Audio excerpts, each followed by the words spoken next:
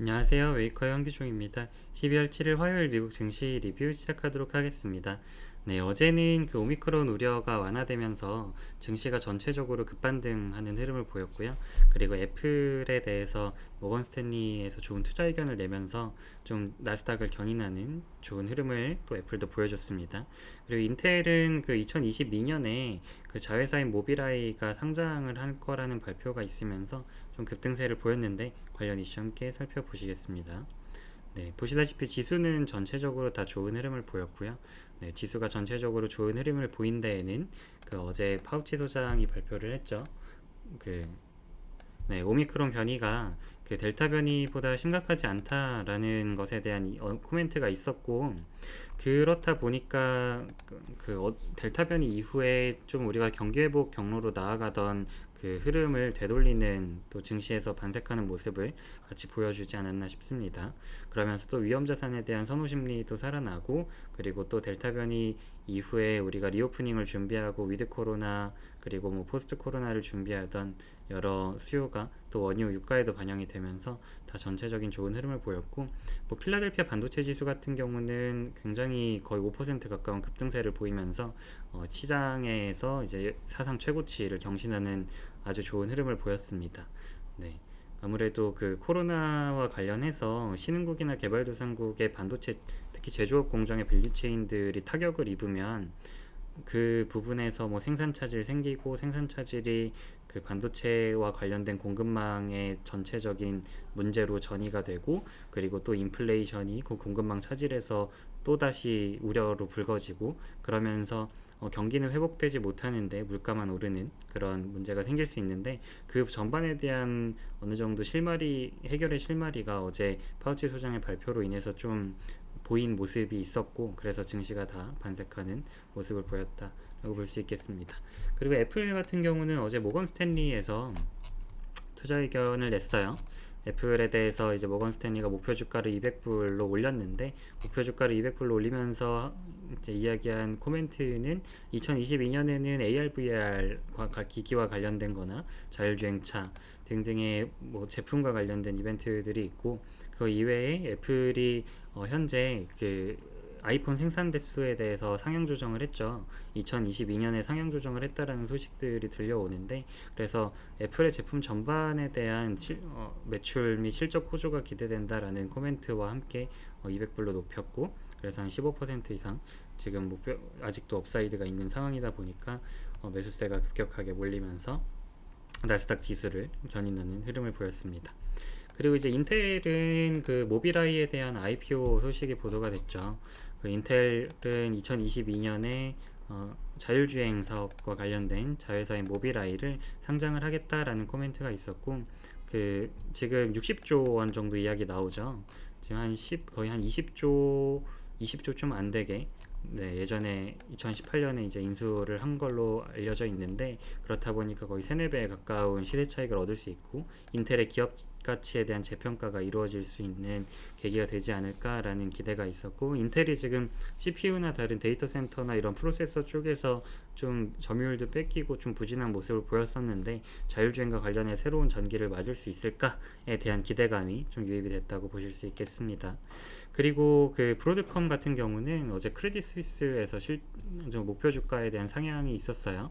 그 브로드컴 같은 경우가 이제 퀄컴이랑 비슷하게 그 통신 칩셋이나 여러 반도체에서 애플이랑 협업하던 부분이 좀 올해 그 이제 애플을 떠나보내면서, 퀄컴도 애플을 떠나보내고 있죠.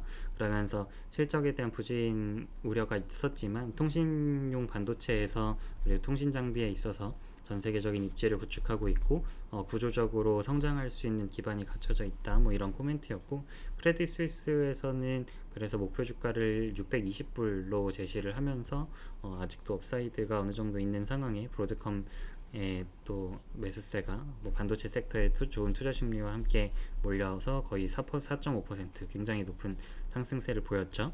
여기도 시가총액이 굉장히 커요. 지난번에 한번 코멘트 드린 적이 있는데 한 280조 원 정도 되는 큰 기업입니다. 네, 그리고 그 공급망 차질에 대한 우려가 불거졌던 기업이 이제 엔비디아뿐만 아니라 반도체 섹터 전반에 있었다고 말씀을 드렸잖아요. 그래서 엔비디아뿐 아니라 ASML, 뭐 어플라이드 머티리얼즈 거의 7% 가까운 상승 흐름을 보인 곳들만 이렇게 리스팅을 해드렸는데, 이거 이외에도 뭐 AMD라든지 뭐 자동차용 반도체인 뭐 NXP라든지 뭐 그런 기업들 다 좋은 흐름을 보였고요.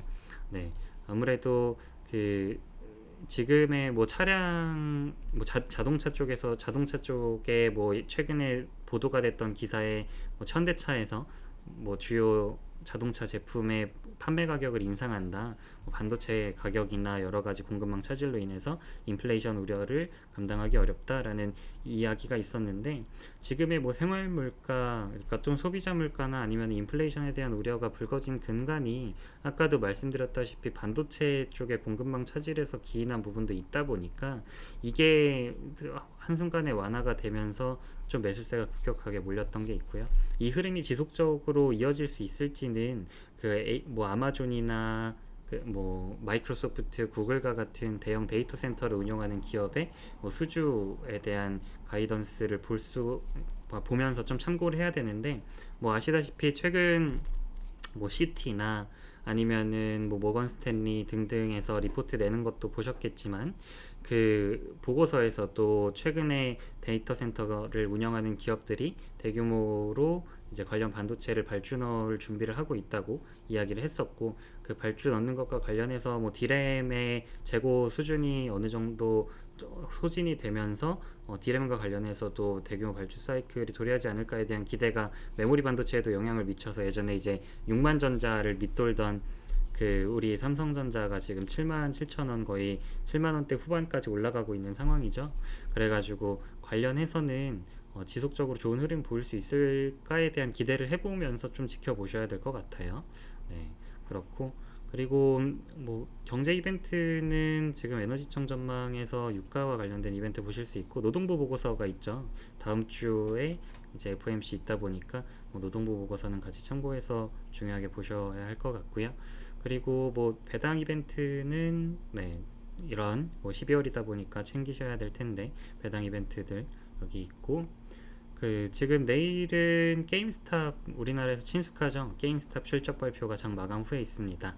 네, 게임스탑 실적 발표 있는데 함께 살펴보시면 좋을 것 같고, 뭐 증시에 있어서는 지금 연말이 다가오는 만큼 뭐 기업들의 개별 이벤트들이 계속되고 있어요. 물론 실적에 대한 실적 3분기 실적 시즌이 어느 정도는 후반에 접어들다 보니까 실적에 대한 것들은 많이 이벤트가 없어서 실적 리뷰 드리는 건 제한적이기는 한데, 뭐 기업 이벤트를 계속 리뷰 드리도록 하겠고, 그리고 오늘은 그 한국에 있어서는 뭐 삼성전자나 아니면은 반도체 기업들이 어제 미국 증시에서 좋은 흐름 보였던 거 이어갈 수 있을지 살펴보시면 좋을 것 같고, 그 삼성전자는 뭐 메모리 밸류 체인이니까 지금 뭐 앞에 리뷰 드렸던 뭐 비메모리 쪽 기업이나 아니면은 장비 기업하고는 뭐 괴리가 있을지는 모르지만, 그리고 어느 정도 정확하게 그쪽 공급망 차질에 있어서 영향을 받는 쪽하고는 조금 차이는 있지만,